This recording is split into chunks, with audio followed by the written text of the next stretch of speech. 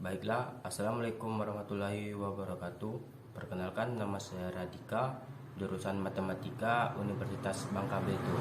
Di sini saya dan teman saya ingin mempresentasikan tugas interdomain 2020. Tapi sebelumnya izinkan kami memperkenalkan diri. Saya Aurora Faji Garista Muntas. Saya Hernasa Putri. Saya Nofri Hardiansyah. Saya Lia Susanti. Matematika Islam Abad Pertengahan. Dalam sejarah matematika, matematika Islam abad pertengahan biasa disebut matematika Islam atau matematika Arab. Mencakup kajian matematika yang dilakukan selama perkembangan peradaban Islam kira-kira antara tahun 622 dan 1600. Sains Islam dan matematika Islam berkembang pesat di bawah khilafah Islam yang menguasai Timur Tengah, mulai dari semenanjung Iberia di barat sampai lembah Indus di timur dan dinasti Almoravid dan kekaisaran Mali di selatan.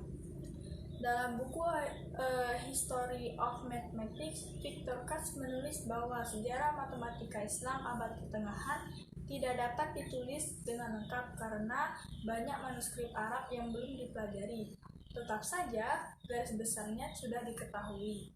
Matematikawan Islam mengembangkan sistem numeralia letak nilai desimal yang mencakup pecahan desimal, menyusun studi aljabar, dan mulai mempertimbangkan hubungan antara aljabar dan geometri, mempelajari dan memajukan teori geometri Yunani yang dicetuskan Euclides, Archimedes, dan Apollonius, dan membuat kemajuan besar dalam geometri bidang dan bola. Dunia berutang besar kepada para ilmuwan Arab karena melindungi dan mengirimkan karya klasik matematika Yunani. Mereka lebih banyak mengirimkan teks, tetapi mereka juga membuat kemajuan besar dalam bidang aljabar dan menunjukkan kejeniusannya karya mereka dalam bidang trigonometri. Matematikawan Islam memiliki pengaruh besar dalam perkembangan ilmu pengetahuan di Eropa dan memperkayanya dengan temuan mereka sendiri dan temuan yang diwariskan oleh bangsa Yunani, India, Suriah, Babilonia, dan lain-lain. Sejarah matematika Islam. Kontribusi terpenting matematikawan Islam adalah mengembangkan aljabar, yaitu menggabungkan material India dan Babilonia dengan geometri Yunani. Dalam aljabar, seorang matematikawan menggunakan simbol X, Y, atau Z sebagai pengganti angka untuk menyelesaikan persoalan matematika. Lalu, bangsa Yunani menemukan bilangan irasional, namun mereka tidak senang dan hanya mampu membedakan besaran dan bilangan. Dalam pandangan Yunani, besaran terus berubah dan dapat digunakan untuk beberapa hal seperti rentang garis, sedangkan bilangan bersifat diskrit. Karena itu, bilangan irasional hanya dapat diselesaikan oleh geometri dan matematika Yunani memang cenderung geometris.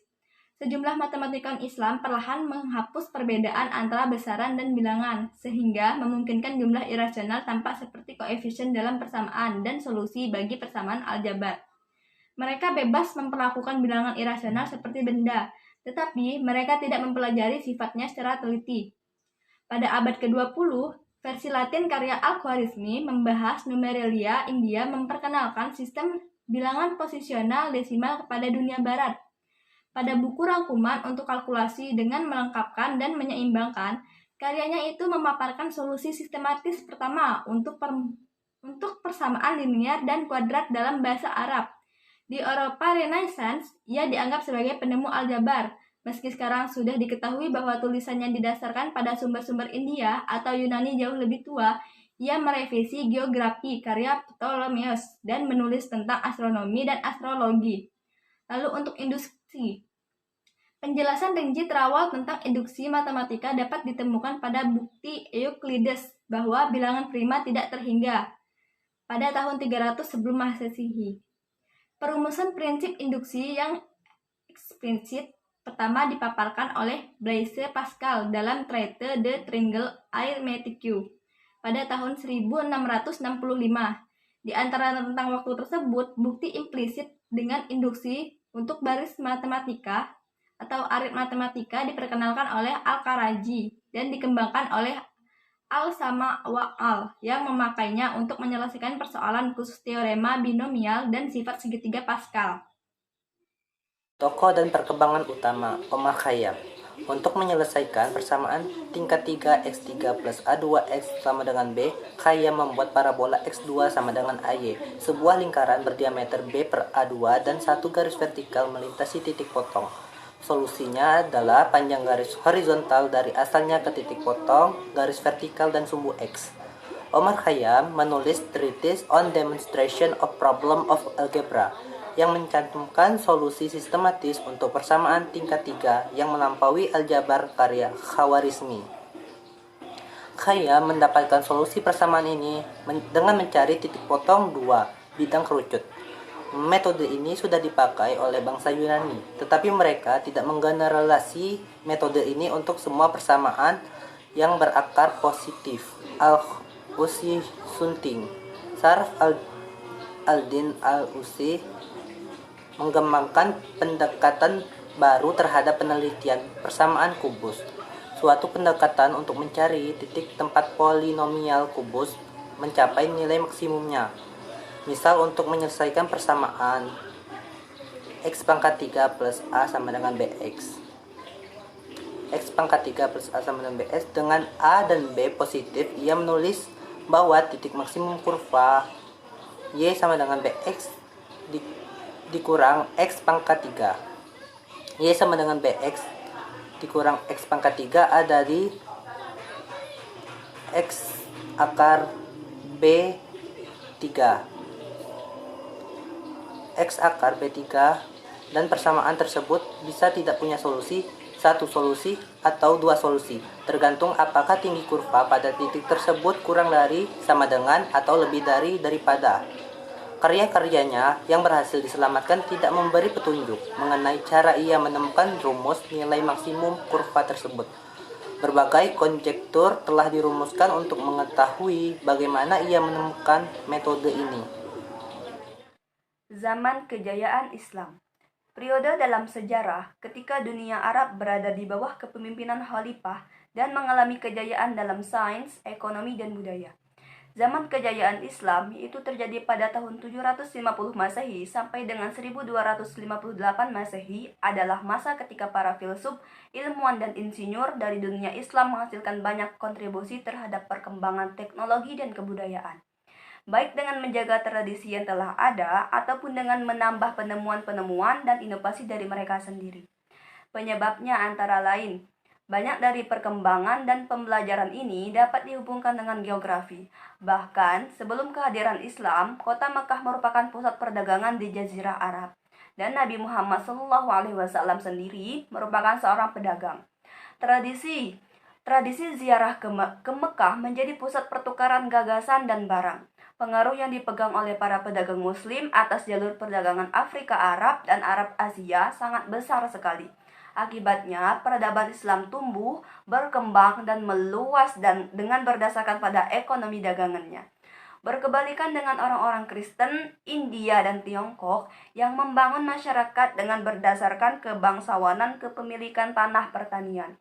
Pedagang membawa barang dagangan dan menyebarkan agama mereka ke Tiongkok, berujung pada banyaknya penduduk Islam di Tiongkok dengan perkiraan jumlah sekitar 37 juta orang, yang terutama merupakan etnis Uighur Turki yang wilayahnya dikuasai oleh Tiongkok, India, Asia Tenggara, dan kerajaan-kerajaan di Afrika Barat. Ketika para pedagang itu kembali ke Timur Tengah, mereka membawa serta penemuan-penemuan dan ilmu pengetahuan baru dari tempat-tempat tersebut. Maria Gaetana Agnesi lahir pada 16 Mei 1718 di kota Milan, Italia. Ia adalah anak tertua dari 21 bersaudara. Ia dilahirkan dalam keluarga Italia kaya dan terpelajar, dan mempunyai ayah seorang matematikawan. Beliau juga tercatat sebagai salah satu anggota kehormatan dari Universitas Bologna. Saat berusia 9 tahun, ia mampu menguasai bahasa Yunani, Ibrani, Spanyol, Jerman, Latin, dan disebut sebagai poliglot berjalan. Pada usia 20 tahun, ia memulai sebuah karyanya yang terpenting, sebuah buku pertama yang membahas masalah diferensial dan integral kalkulus. Pada masa karyanya, sungguh-sungguh mengagumkan dan merupakan buku ajar kalkulus luas yang pertama sejak karya Dini dari iHospital. Buku itu telah menerima banyak penghormatan. Nama Agnesi menguasai suatu tempat dalam perpustakaan matematika melalui suatu sumbangan kecil Maria, yakni pembahasan tentang kurva yang dikenal sebagai Persiera, yang berasal dari bahasa Latin pertere yang artinya membalik.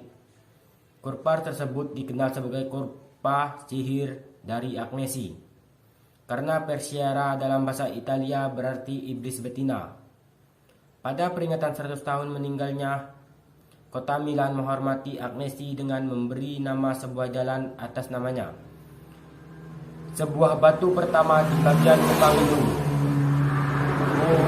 Lugobio, tuliskan prasasti yang isinya terpelajar dalam matematika, keagungan Italia dan abadnya.